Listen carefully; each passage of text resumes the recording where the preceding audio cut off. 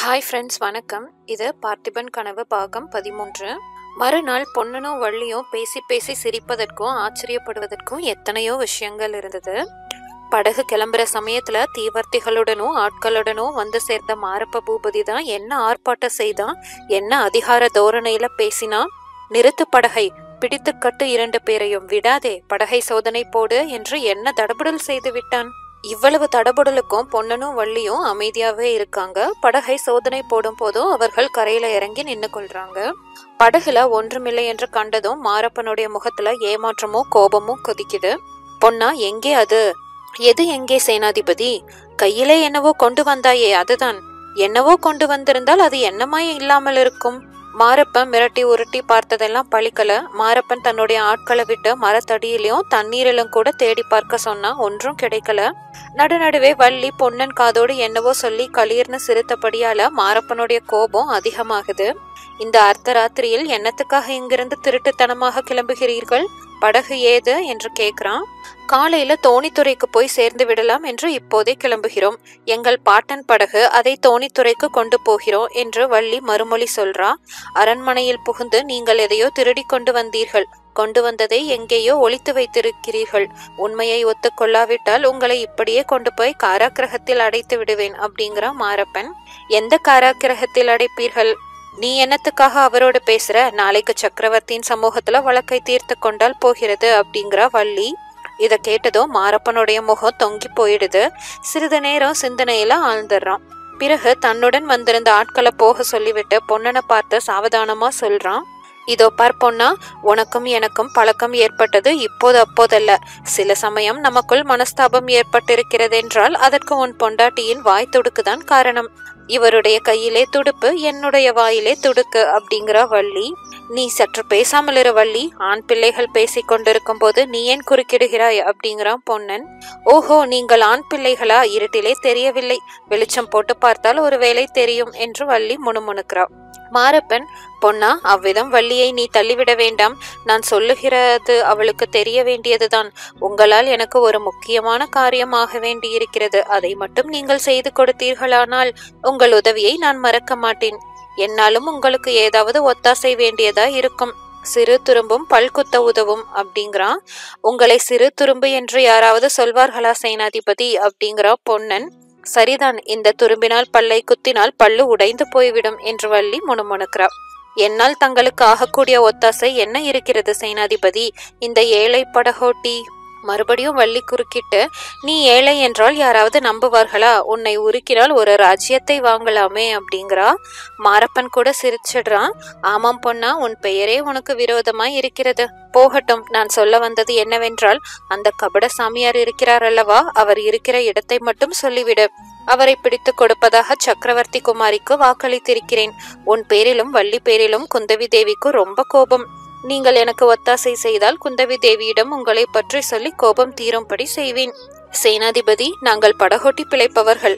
யார் கோபம் எங்களை என்ன செய்யும் அப்படிங்கிறான் பொன்னன். சிவனடியார் எங்கே இருக்கிறார் என்று சொல்ல மாட்டாயா? தெரிந்தால் தானே சொல்லுவேன். அந்த வேஷதாரி சாமியார் இன்றைக்கு கூட இந்த உறையூரிலேதான் இருக்கிறார். இல்லை என்று சத்தியமாய் சொல்வாயா?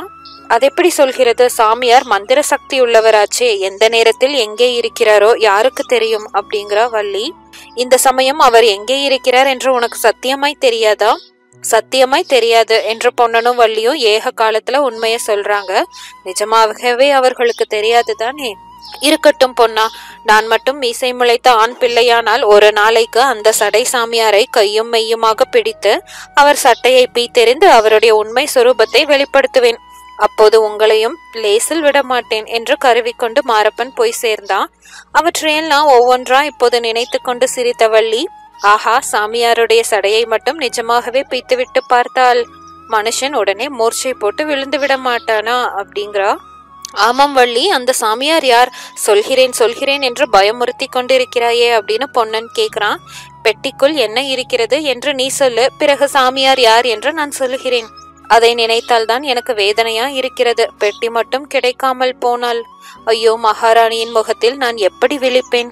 அப்படி என்னதான் அந்த அதிசய பெட்டிக்குள் இருக்கிறது சொல்லேன். அது அதிசய பெட்டிதான் வள்ளி. அதற்குள் சோழ வம்சத்தின் பரம்பரை பொக்கிஷம் இருந்தது. கரிகால சக்கரவர்த்தியின் உடைவாளும் வள்ளுவர் பெருமான் தம் கையால் எழுதிய தமிழ் வேத சுவடியும் இருந்தன. பார்த்திப மகாராஜா போர்க்களத்துக்கு கிளம்பிய போது அந்த பெட்டியை மகாராணியிடம் ஒப்புவித்தார். இளவரசருக்கு வயது வந்து சுதந்திர மன்னராகும் போது அவரிடம் ஒப்படைக்கும்படி சொல்லிவிட்டு போனார். இத்தனை நாளும் அரண்மனையில் இருந்ததை இப்போது என்னத்திற்காக மகாராணி எடுத்து வர சொன்னார்? இளவரசருக்கு அனுப்பி வைக்கலாம் என்றா? இளவரசருக்கு எப்படி அனுப்புகிறது? அவர் இருக்கும் இடம்தான் யாருக்கு தெரியும்? பாவம், எந்த கண்ணில்லா தீவிலே என்ன கஷ்டப்பட்டு கொண்டிருக்கிறாரோ. அதற்காக இல்லை வள்ளி. பல்லவ சக்கரவர்த்தி உறையூருக்கு வருகிறார் என்ற செய்தி தெரிந்தவுடனே மகாராணி எனக்கு இந்த கட்டளையை இட்டார். பல்லவ குலத்தாரின் வழக்கம் தெரியுமோ இல்லையோ, நல்ல வேலைப்பாடான பொருள் எதை கண்டாலும் கொண்டு போய் விடுவார்கள். சிற்பிகள் சித்திரக்காரர்கள் இருந்தால் அழைத்து போய் விடுவார்கள். சுவரில் எழுதியிருக்கும் சித்திரங்களை மட்டும்தான் அவர்களால் கொண்டு போக முடியாது. அதற்காகத்தான் நமது பார்த்திப மகாராஜா உறையூரில் சித்திர காட்சி மண்டபம் மட்டும் ஏற்படுத்தி இருந்தார். ஐயையோ, அப்படியா? சமாச்சாரம் எனக்கு தெரியாமல் போச்சே. அதனால்தான் நான் சிவனடியாரிடம் பெட்டியை கொடுக்க தயங்கினேன். நீ கொடு கொடு என்று அவசரப்படுத்தினாய். நான் என்ன செய்வேன்? அந்த அவசரத்தில் வேறு என்னதான் பண்ணி இருக்க முடியும்? இருந்தாலும் என் மனதிற்குள் ஏதோ சொல்கிறது, பெட்டி பத்திரமாய் வந்துவிடும் என்று. வந்தால் நல்லதுதான், இல்லாவிட்டால் மகாராணியின் முகத்திலேயே நாம் விழிக்க முடியாது. ஆமாம், அந்த சிவனடியார் யார் வள்ளி? அவரை பற்றி உனக்கு என்ன சந்தேகம்? அப்போ வள்ளி பொன்னன் காதோடு ஏதோ சொல்றான். அதை கேட்டதும் அவனுக்கு உண்டான ஆச்சரியம் முகத்துல தெரியுது. அதே சமயத்துல வெளியில குதிரைகளின் குழம்பு சத்தம், பல்லக்கு சுமப்பவர்களின் குரலொலி முதலியவை கேட்கவே பொன்னன் வள்ளி 2 பேருமே வியப்படைந்து குடிசை வாசலுக்கு வந்து பார்க்கிறாங்க. வள்ளியும் பொன்னனும் குடிசைக்கு வெளியில வந்து பார்த்தபோது பார்த்திப மகாராஜாவின் காலத்துக்கு பிறகு அவர்கள் பார்த்திராத அதிசயமான காட்சியை பாக்குறாங்க. உறையூர் பக்கத்துல இருந்து காவேரி கரை சாலை வழியாக அரச பரிவாரங்கள் வந்து கொண்டிருக்கு. குதிரை வீரர்களும் காலாட்படைகளும் கொடி பரிவட்டம் அலங்கரித்த உயர்ஜாதி புறவிகளும் ராஜஸ்திரீகளுக்குரிய முத்து விதானம் கட்டிய தந்த பல்லக்குகளும் வந்து கொண்டிருக்கு. இந்த ராஜ பரிவாரம் எல்லாம் தோணித்துறை தோப்பில் வந்து இறங்க தொடங்கிய போது ஓடக்கார பொன்னனும் அவன் மனைவியும் ஆச்சரிய கடல்ல மூழ்கிறாங்க. இதோடு ஆச்சரியம் முடிந்த பாடில்ல.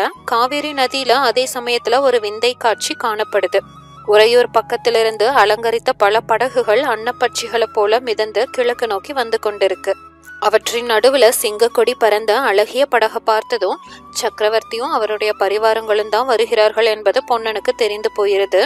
ஒருவேளை அந்த படகுகள் எல்லாம் இந்த தோணித்துறைக்குத்தான் வருமோ என்று பொன்னன் எண்ணமிட்டு கொண்டிருக்கையிலேயே படகுகளின் திசை போக்கு மாறுது. காவேரிய குறுக்கா கடந்து வசந்த தீவை நோக்கி அவை செல்ல தொடங்குது.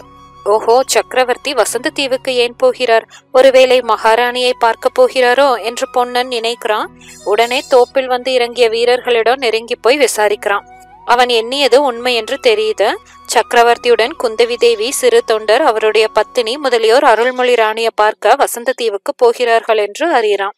மேலும் விசாரித்து அவர்கள் அங்கிருந்து திரும்பி இந்த தோணித்துறைக்கு வருவார்கள் என்றும், இங்கிருந்து சிறு தொண்டர் கீழே சோழ நாட்டுக்கு யாத்திரை போகிறார் என்றும், சக்கரவர்த்தியும் குந்தவி தேவியும் உறையூருக்கு திரும்புகிறார்கள் என்றும் தெரிந்து கொள்றான்.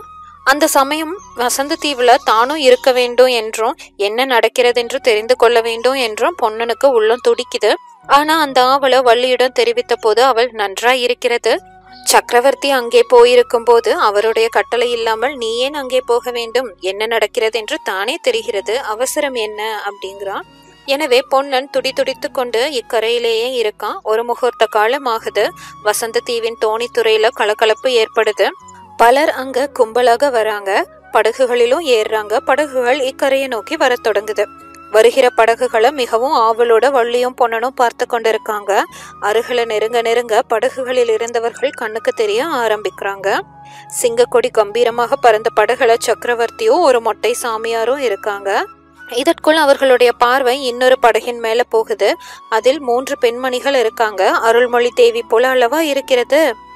ஆமாம், அருள்மொழி தேவிதான். படகு கரையை அடைந்து எல்லோரும் இறங்கிய போது பொன்னனும் வள்ளியும் வேறு யாரையும் பார்க்கவும் இல்லை, கவனிக்கவும் இல்லை. அருள்மொழி தேவியின் காலில் விழுந்து எழுந்து அவள் முகத்தையே பார்த்து கொண்டு திகைத்து நிற்கிறாங்க. அருள்மொழி தேவி அவர்களை நோக்கி தழுத்தழுத்த குரல்ல கூறுறா, பொன்னா, வள்ளி, என்னால் இங்கே தனியாக காலம் கழிக்க முடியவில்லை. நான் திவ்ய ஸ்தல யாத்திரை போகிறேன். நீங்கள் என்னை பற்றி கவலைப்பட வேண்டாம். இந்த தோணித்துறையிலேயே இருந்து கொண்டிருங்கள். ஒருவேளை எப்போதாவது மறுபடியும் திரும்பி வந்தால் இச்சமயம் பொன்னன் வள்ளி இவர்கள் கண்கள்ல கண்ணீர் பெருகுவத அருள்மொழி தேவி கண்டதும் அவளுக்கும் கண்கள்ல நீர் துளிக்குது. பேச முடியாம தொண்டைய அடைக்குது. பக்கத்துல இருந்த சிவவிரதையின் கரத்தை பிடித்து கொண்டு மேலே நடக்க தொடங்குறான். அன்றைய தினம் அந்த காவேரி கரை தோணி துறையிலேயே கண்ணீர் பிரவாகம் ஏராளமா பெருகி தண்ணீர் பிரவாகத்துடன் போட்டியிடுது. சக்கரவர்த்தியும் சிறு தொண்டரும் பிரிந்த போது அவர்களுடைய கண்களில் இருந்து கண்ணீர் பெருகுது. சிறு தொண்டரின் பத்தினியிடமோ அருள்மொழி தேவியிடமோ குந்தவி விடை பெற்று கொண்ட சமயம் அவர்கள் எல்லோருடைய கண்களில் இருந்தும் கண்ணீர் ஆறா பெருகுது. கிழக்கு திசை போகிறவர்கள் முதல்ல கிளம்புறாங்க. சிறு தொண்டர் தனியாக ஒரு பல்லக்கில் ஏறி அமர்றாரு. அவர் பத்தினியும் அருள்மொழி தேவியும் இன்னொரு பல்லக்கில் அமர்றாங்க. சேடிகளோ பரிவாரங்களோ தொடர்ந்து வர, குதிரை வீரர்கள் முன்னும் பின்னும் காவல் புரிந்து வர சிவிகைகள் புறப்படுது. சிவிகைகள் கொஞ்ச தூரம் போன பிறகு பொன்னனுக்கு திடீரென்று ஒரு விஷயம் ஞாபகத்துக்கு வருது. அவன் ஓட்டமா ஓடி அருள்மொழி இருந்த பல்லக்க நெருங்குறான். தேவியும் சிவிகைய நிறுத்த சொல்லி, பொன்னா என்ன இவ்வளவு படபடப்பு ஏன் அப்படிங்கிறான். தேவி என்று பொன்னன் மேலே பேச நாவெல்லாம திகைக்கிறான். ஏதோ சொல்ல விரும்புகிறாய் போலிருக்கிறது, பயப்படாமல் சொல்லு. இந்த அம்மையார் இருப்பதினால் பாதகமில்லை அப்படிங்கிறார் ராணி. தேவி, பெட்டியை பற்றி சொன்னீர்கள் அல்லவா, என்ன கிடைத்து விட்டதா என்று ராணி ஆவலுடன் கேட்கிறான்.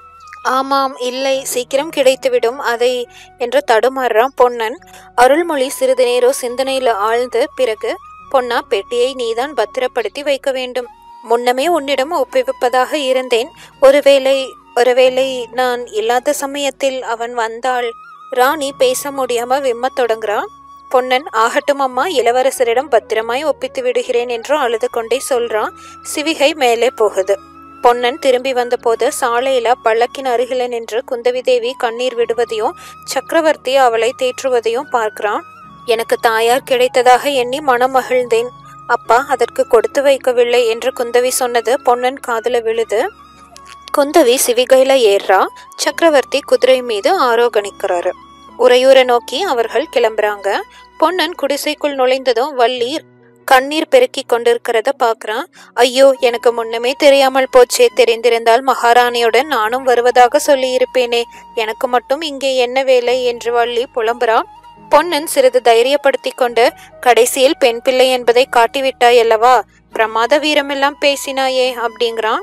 அச்சமயத்துல மறுபடியும் வெளியில குதிரையின் காலடி சத்தம் கேட்கவே இருவரும் ஓடி வந்து பார்க்கிறாங்க. சக்கரவர்த்தி மட்டும் குதிரை மேல தனியாக திரும்பி வராரு. பொன்னா, நீ இந்த தோணித்துறையில் தானே இருக்க போகிறாய், எங்கேயும் போய்விட மாட்டாயே அப்படின்னு கேக்குறாரு. இங்கேதான் இருப்பேன் பிரபு, எங்கும் போக மாட்டேன் அப்படிங்கிறான் பொன்னன். அதோ பார், அரண்மனை படகை இங்கேயே விட்டு வைக்க சொல்லி இருக்கிறேன். குந்தவி தேவி ஒருவேளை வசந்த மாளிகையில் வந்து இருக்க ஆசைப்படலாம். அப்போது நீதான் படகு ஓட்ட வேண்டும். காத்திருக்கிறேன் பிரபு. இன்னொரு சமாசாரம், சிவனடியார் ஒருவர் என் சிநேகிதர் உன்னிடம் ஒப்புவிக்கும்படி ஒரு பெட்டியை கொடுத்தார். அது அந்த படகின் அடியில் இருக்கிறது, பார்த்து எடுத்துக்கொள். இவ்விதம் சொல்லிட்டு சக்கரவர்த்தி வள்ளிய பாக்குறாரு. அதுவரையில அவரையே உற்று பார்த்து கொண்டிருந்த வள்ளி சட்டென்று தலைய குனிந்து கொள்றா. அவளுடைய முகத்துல வெட்கத்துடன் கூடிய புன்னகை உண்டாகுது. அடுத்த கணத்துல சக்கரவர்த்தியின் குதிரை காற்றாய் பறந்து போகுது. இதோட இந்த பகுதி முடிவடைது. தொடர்ந்து அடுத்த பகுதியில பார்க்கலாம். தேங்க்யூ.